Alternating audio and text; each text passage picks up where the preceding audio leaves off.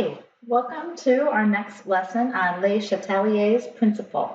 It's kind of a fun name to say. Pretty much, so just to recap what we've been talking about chemical equilibrium and finding that constant that tells us that if we have different concentrations of reactants or products, that constant is going to bring the system to a dynamic equilibrium. Now, what if a stress is applied to the system that's at equilibrium? The Chatellier's principle tells us that the position of the equilibrium will shift to reduce that type of stress, or to reduce the stress. And there are three types. So the equilibrium between reactants and products could be disturbed in three different ways. Number one, stress could be by changing the temperature.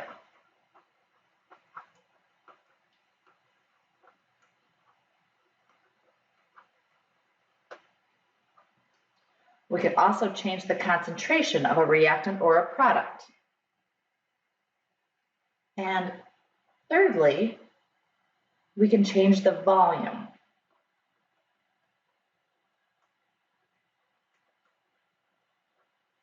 And this would include for systems that involve gases.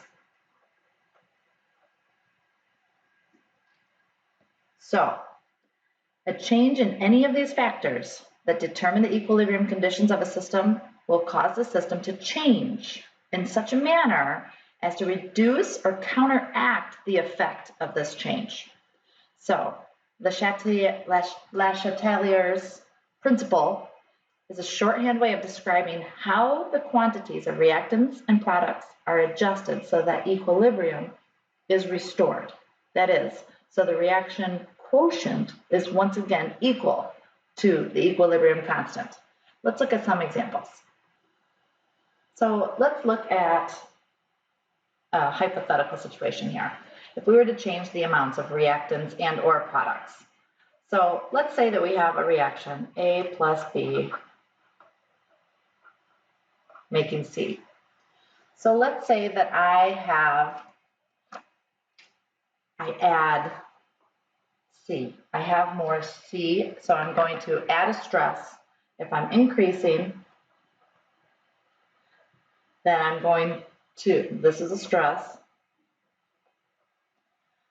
So if I'm increasing C, that means that we're going to shift, the reaction is going to shift to the left, because if I'm increasing C, that's going to mean that A and B also need to increase to balance out this reaction.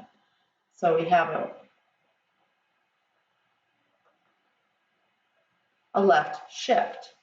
Remember, our K is constant, so this is going to shift the reaction left. Our Q is then going to be greater than K. So that means that we need to compensate, and A and B need to also then increase to be equal to C. So let's look at a situation where we have A plus B. Let's say that I remove a reactant. So I'm going to remove, so we have less A. Well, if I have less A, that means that my reaction, that means that C needs to shift and it needs to create more A. So if you think of it that way, we're also going to go left. Oops, I should use a different color now. If we lose A, that means that C needs to backpedal here. We need to shift left. We need to create more A. That also means that it's going to increase B, because we're using C now to go back and to balance this out. If we lose A, we need to then create more A and B to be equal to C. So we're going to use C to go backwards. Let's look at another what if I have A plus B to create C. What if I increase A? Oh. If I increase A, that means that C is also going to increase. So we're going to have a right shift. And if I increase A, that means that B is also going to need to compensate. What if over here I increased C? What if I decreased C? If C decreases, then that means that I need to also shift right. I need to use more A and B to create more C. So just kind of have to think of it as far as what do we need to do to get that dynamic equilibrium back in check. Here's a little visual just to kind of help us see what we're talking about. He knows a lot about the science stuff, Professor Dave explains. Le Chatelier's principle says that if you induce a stress on a system at equilibrium, the equilibrium will shift so as to relieve that stress. So let's see some examples of a stress we could put on a system at equilibrium. First, we could modify the concentration of any of the compounds. Let's say we add some of this reactant. That will unbalance the equilibrium, and the forward reaction will speed up to use up some of the additional reactants, turn them into products, and restore equilibrium. The equilibrium is said to have shifted right. If we add more products, it would shift left. Likewise, if we selectively remove one of the components, the equilibrium will shift to produce more of that species to restore balance. That is one type of stress we could put on a system.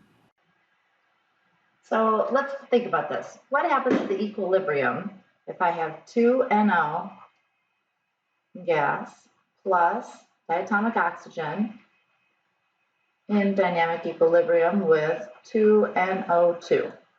What if oxygen is added to the system? So if I am adding oxygen, so here's my stress, we need to think about what is going to happen here. If I'm adding this stress to the system, it needs to use it up. It wants to get rid of that oxygen, so it's going to shift to the right, and it's going to use up that oxygen, which also means it's going to react and use more NO. So we're going to use that increased amount of oxygen, use more NO, and react and shift to the right to then create more NO2. And sorry, I did this wrong. So it's going to use that up, which means that this is going to go down, this is going to go down. So we're using those up, so our quantity is going down since we increase the stress by adding oxygen. So we're increasing the stress, we're adding oxygen. So we're going to use up oxygen, which in turn, oxygen needs to react with NO. We're going to use those up, shift to the right to create more NO2. What if NO is removed? So let's say that I remove NO. That means that we are going to, the stress of NO is decreased.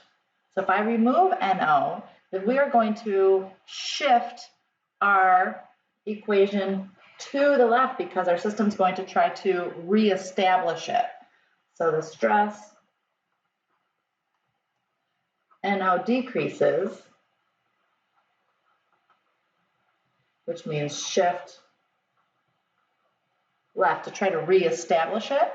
So that means that our NO2 is going to decrease to try to increase our NO, and therefore, if we're doing that, it's also going to increase our oxygen. So we're trying to get it back. If I decrease my NO, or if NO is removed, we're taking that away, that means that the right side is going, oh, we need to get it back up. So we're going to lose some NO2 to create more of this to get back to our dynamic equilibrium. Now I know our notes has number 2, looking at the change in pressure, but skip ahead. We're going to go look at the changing in temperature next. Another stress would be to change the temperature. To see how this would affect an equilibrium, we have to see whether a given reaction is exothermic or endothermic. This tells us whether a reaction absorbs or releases energy and is signified by delta H, the change in enthalpy. If delta H is negative, the reaction is exothermic and releases energy.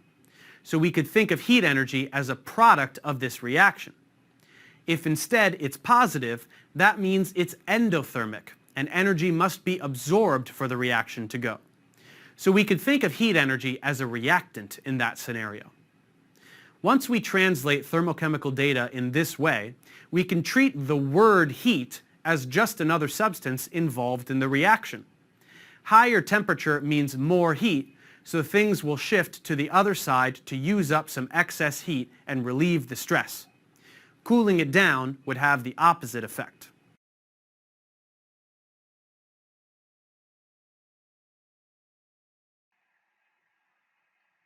All right, so like you just said, change in temperature is another stress. It affects the rates or the kinetics. We're going to get more into kinetics in the next few chapters of both the forward and the reverse reactions. So it's affecting the rate of the disappearance of reactants and the rate of disappearance of the products, right? So whether it's forward or reverse. So the disappearance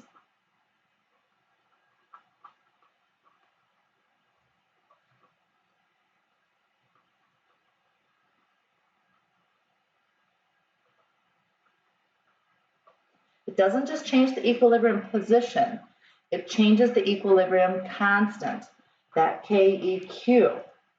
So the direction of the shift depends on whether it is endothermic or exothermic. Remember, exothermic is heat releasing. Endothermic is heat absorbing. Let's look at some examples. So if we were to look at an exothermic reaction, this is our delta H is less than 0, so it's a negative value. We're releasing heat. So we're going to think of heat as a product. For example, let's say I had methane, CH4, and it's combusting. So we've got plus oxygen in dynamic equilibrium with CO2 and H2O. And let's balance this equation. And let's say that my delta H is negative 45 kilojoules per mole. Well, that's essentially like saying that we have CH4 plus 2O2 dynamic equilibrium of CO2 plus H2O plus heat. Heat is a product. Heat is being released. So if we were to look and say, well, what happens if we increase heat? That's if we have an increase, and so that's a stressor. That means that we need to do the opposite here, and we're going to shift the equilibrium left as it's trying to absorb that stress, and we're going to go left. What if we had a decrease in heat?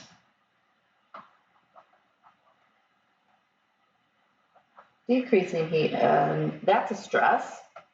Then it's going to do the opposite. And in that case, it would shift to the right. Let's look at if it's endothermic. So for endothermic, if we have a delta H that's greater than 0, then we're going to have a positive value. And this is wrong. It doesn't produce heat. It absorbs heat. So we're going to think of heat as a reactant. So let's say we have H2 plus I2 in dynamic equilibrium, producing 2HI, 2HI, not too high. And let's say that our delta H was positive 100 kilojoules per mole. Well, we know that it's positive, so it's endothermic. So it's going to be part of the reactant. So we could simply just write heat plus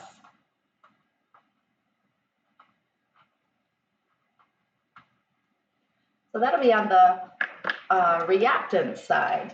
So what if we add a stress? We increase this heat. Well, again, so we need to get rid of that heat. So my reaction is going to shift to the right as my products need to absorb the heat that was raised over in my reactants.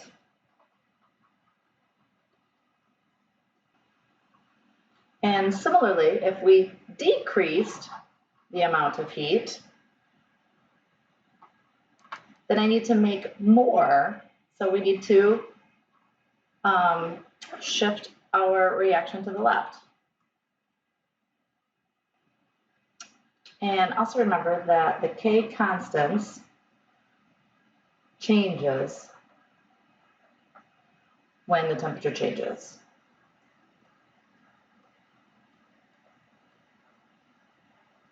Not when we're dealing with concentration change. Third stress comes with changing volume. Or pressure.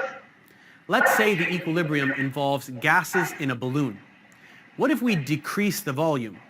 If we remember Boyle's law, we know that the pressure will go up, since the smaller the volume, the more the particles will hit the sides and exert pressure. If there is a discrepancy in the number of moles of particles on either side of the equilibrium, it will shift towards the side with fewer particles so as to alleviate some of the additional pressure. In this equilibrium between a diatomic molecule and two monoatomic species, the right side has twice as many particles. So shifting left means atoms fusing together, resulting in fewer particles, which lowers the pressure on the container. If we increase the volume, thereby lowering the pressure, the equilibrium would shift towards the side with more particles in order to regain some of the lost pressure. Let's check comprehension.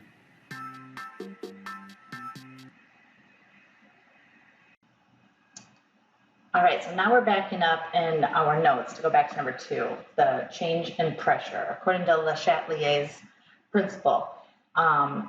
And pressure and volume, according to Boyle's law, are inversely related. So we change the pressure by reducing the volume. If I had a piston, let's say, or a syringe, whatever, and it's filled with these particles, and let's say that I decrease the volume. So I went from this whole section volume, and I decreased the volume. I'm now down here. By decreasing the volume, I have inversely then increased the pressure, right? Because there's still the same number of particles, but it's in a smaller space. So it's decreasing the volume, increases the pressure. So what happens is the system will move in the direction that has the least moles of a gas. Because partial pressures and concentrations change, a new equilibrium will be reached. So let's just look, for example, at this equation here. Let's do N2 plus 3H2 in dynamic equilibrium with NH3. We've seen this example a lot. These are all in the gaseous states. And this would be 2. Okay, so if we look at the left, we have 4, we have 1 plus 3, we have 4 gaseous moles of reactants.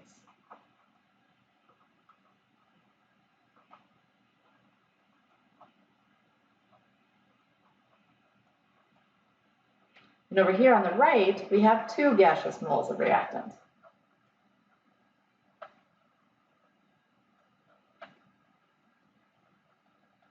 Oh, I'm sorry, of product. Okay, so let's say that our stress on the reactant side, let's say that we decrease the volume.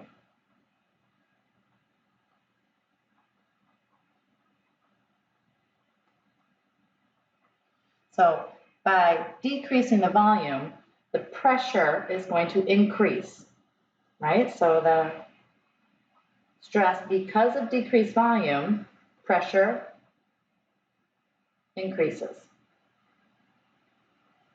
So what's going to happen? Well, the system is going to decrease pressure. It's going to do the opposite. If pressure increases, then the whole system wants to decrease pressure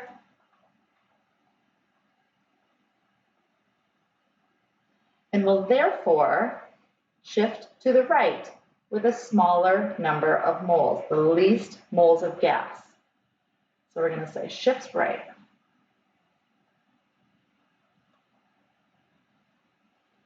So let's say that we have another situation here.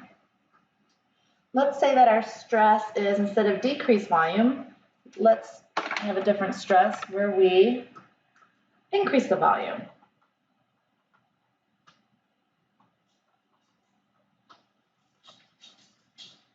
Well, then that also, if we increase the volume, then we're decreasing the pressure.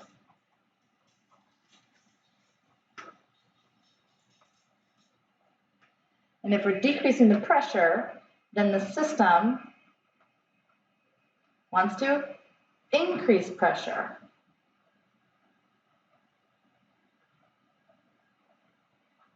And in that case, if we're going to increase pressure, we are going to shift to the right. I'm sorry, to the left. That's the left, not to the right.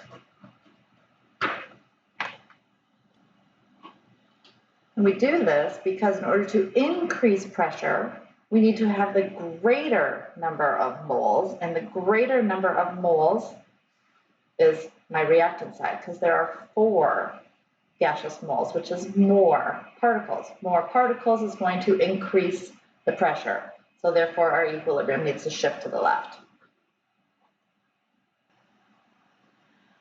Sometimes there can be an inert gas can be added to a vessel, and what you need to know is that partial pressures of the reactants and the products are not changed. So an inert gas would be like any of the elements that are in group 8A, the noble gases, like helium, argon, neon, krypton. And for example, if we were to look at N2 plus H2 to NH3s. So let's say that we have this as a reaction. Sometimes, so here I've got 4 gaseous moles. Over here I have 2 gaseous moles.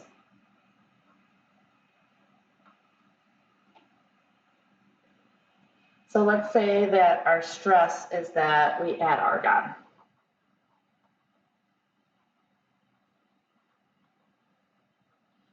And so by adding argon, sure, it will change the pressure of the reaction vessel, but because argon is not any in this equation at all, since argon is not a reactant or a product, it will have no effect.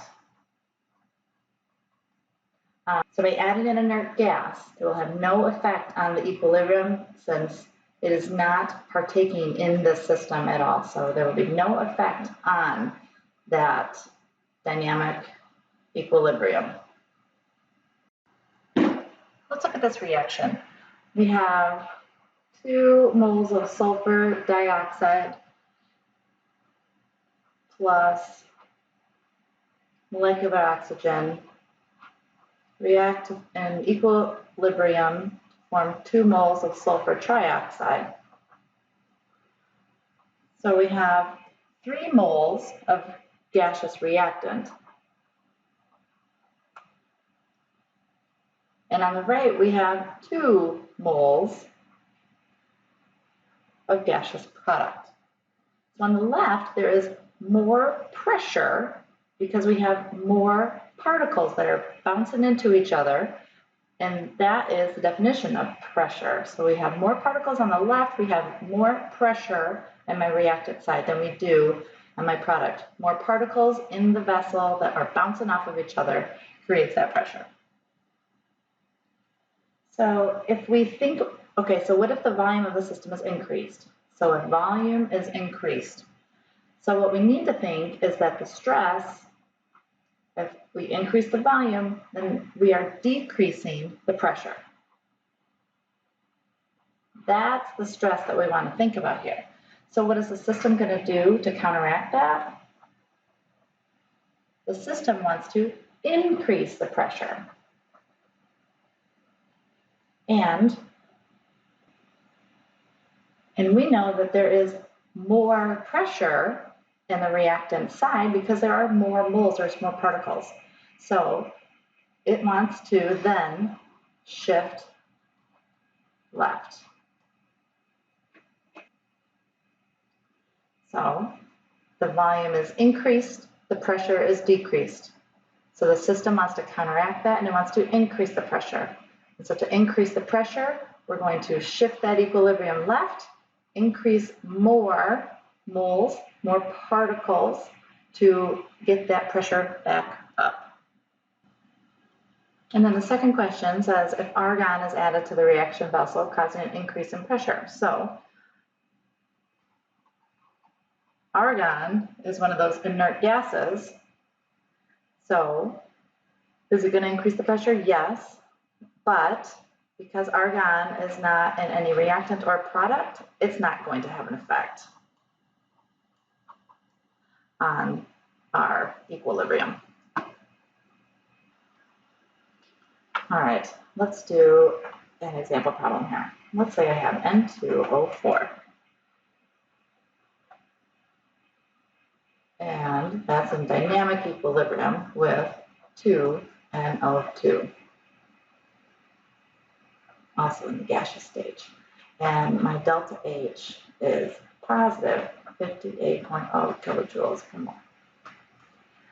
Now, by looking at this, I'm going to see that that positive is telling me that it's an endothermic reaction. So I'm just going to rewrite this because when we see endo, that means that it's requiring heat on my reactant side for this to happen. So I'm just going to write heat plus N2O4 in dynamic equilibrium with 2NO2. So we want to know what's happening. I'm going to call this letter A. If more N2O4 is added. So for A, if we're adding N2O4, the system is going to want to decrease the N2O4. So therefore, we're going to shift this equilibrium to the right. We need to produce more of our product. So we're going to shift right.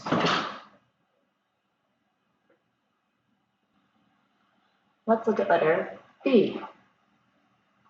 What is this? NO2 is removed.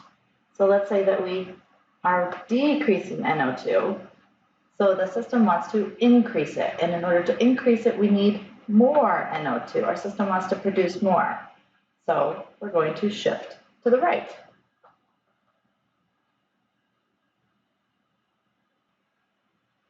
Let's look at this third one. We're calling it letter C. The total pressure is increased by the addition of N2, nitrogen gas. And even though it's not an inert gas, if we look at our equation here, we don't have any N2 in my reactants or my products. So we can say that it has no effect on this reaction. Let's look at D down here. What if the volume is increased? Well, we need to remember that if volume is increased, what happens to the pressure? The pressure is decreased.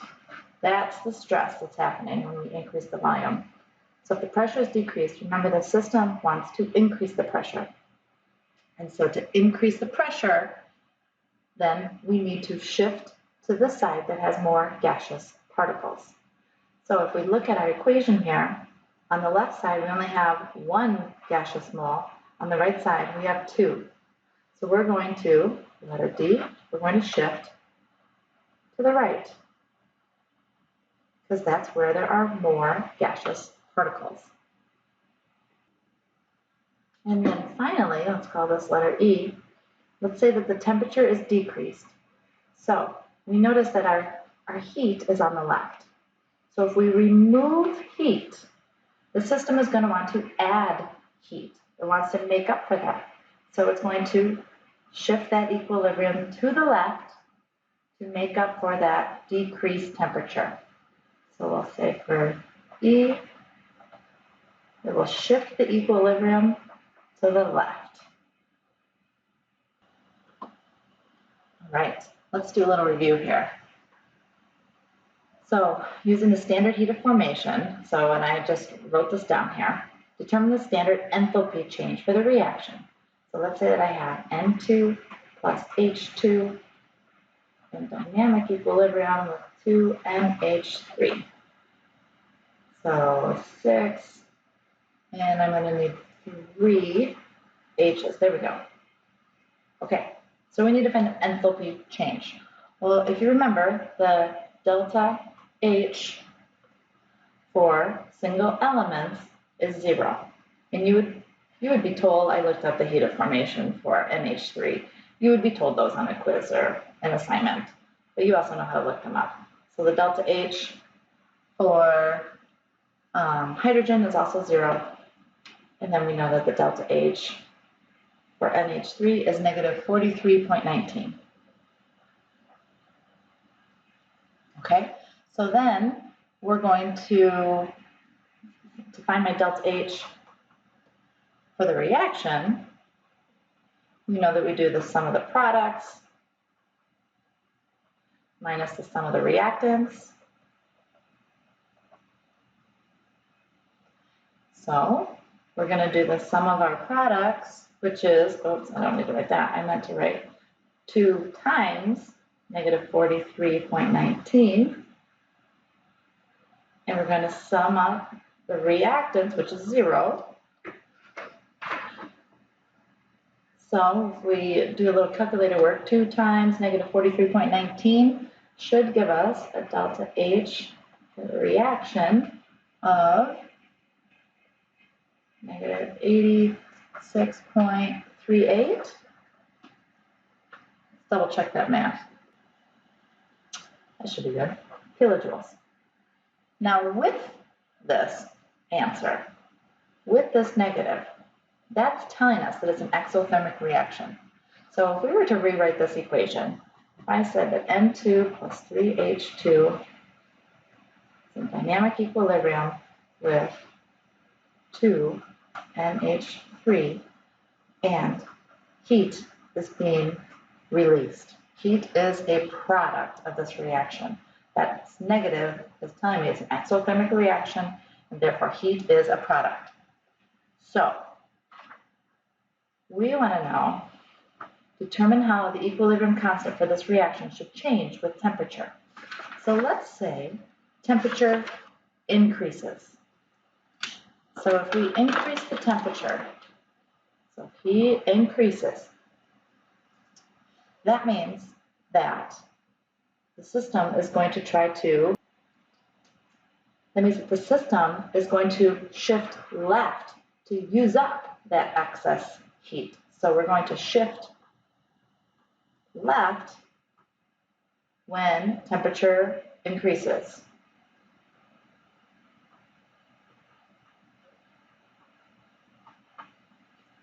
Let's think opposite.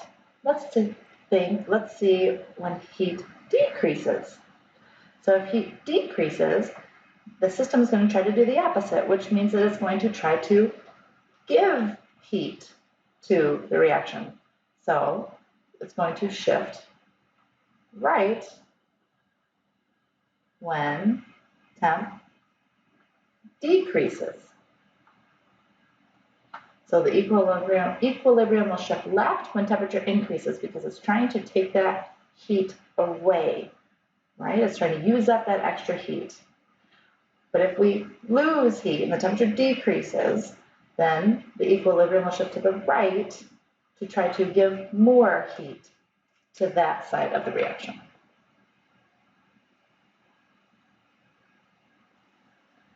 It's also important to know that when this happens, for example, when the temperature increases and we shift left, when it increases, that means that we're favoring the reactants. That means that we're going to produce more reactants, which then means we'll be producing less of my products.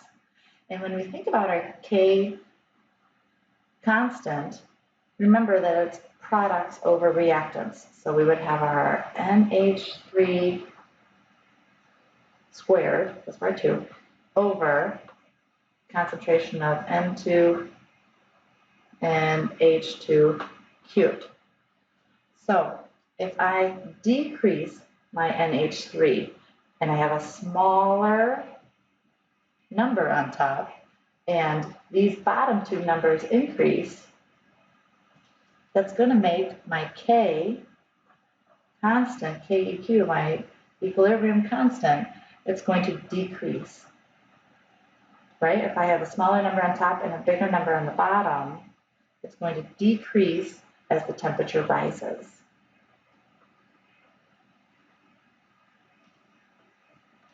And then the same would happen, and this is as the temperature rises and it's reactant favored, right? Our reactants are on the bottom. So as reactants increase, and we have a larger number on the bottom, that makes that a smaller KEQ. So as temperature rises and reactants are favored.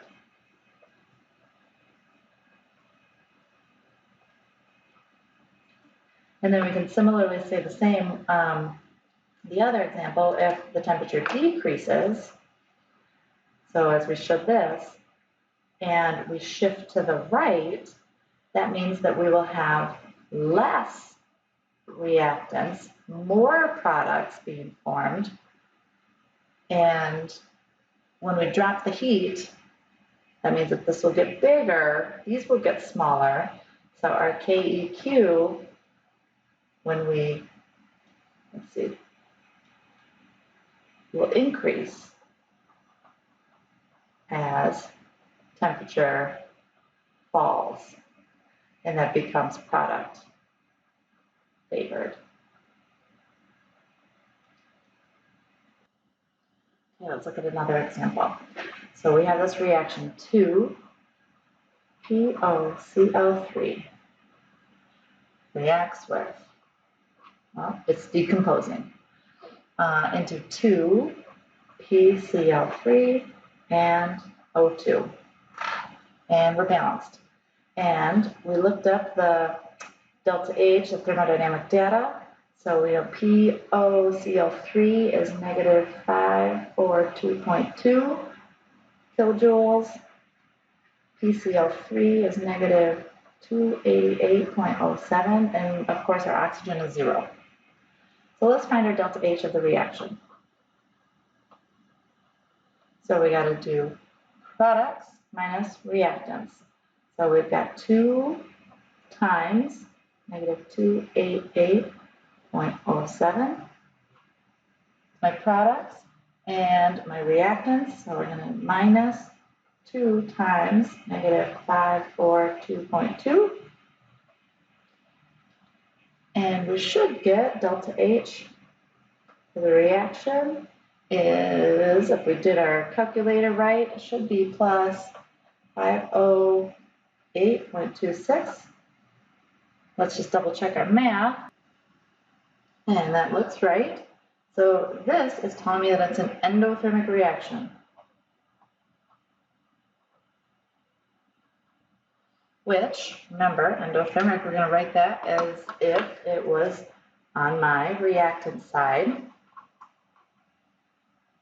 So let's think about that change in temperature. As we increase the stress or increase heat, it's going to the system is going to want to decrease the heat, right? And so that system is going to shift to the right to use up that excess heat. Therefore, the products are favored.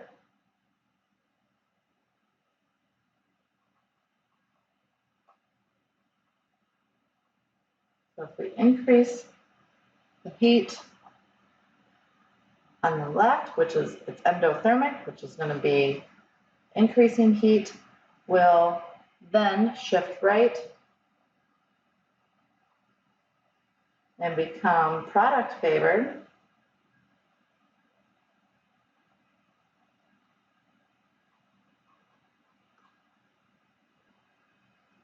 And if I'm product favored and I have a greater number on my product, that means that my equilibrium constant is going to be larger. Right? If I have a fraction and I have a larger top number and a smaller bottom number, I'm going to have a larger KEQ. And then the same would be opposite if I were to decrease heat. If I decrease heat, then the system is going to it's going to shift to the left to add heat to that system. So if the stress is decrease heat, we're going to shift left.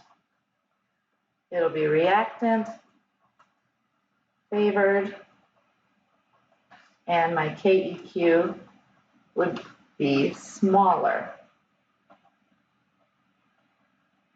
because I would have larger reactant, so a larger denominator and a smaller numerator. All right, and finally, catalysts can be added to a reaction. It can increase the rate at which the equilibrium is achieved, but it does not change the composition of the equilibrium mixture. So it's not going to affect the position. It's not going to shift left. It's not going to shift right. It just increases the rate at which the equilibrium is achieved. So we looked at 3 different factors or stressors that are part of Le Chatelier's principle. One is changing the temperature. One is changing the pressure, which in turn affects the volume, right? Or we can flip-flop, say volume, which affects pressure. And thirdly, the concentration and how these stressors affect the dynamic equilibrium and affects it whether it's going to shift to the right or whether it's going to shift to the left to achieve that dynamic equilibrium. So there are a few demonstration videos that Mrs. Hansen has demoed that you're going to watch next.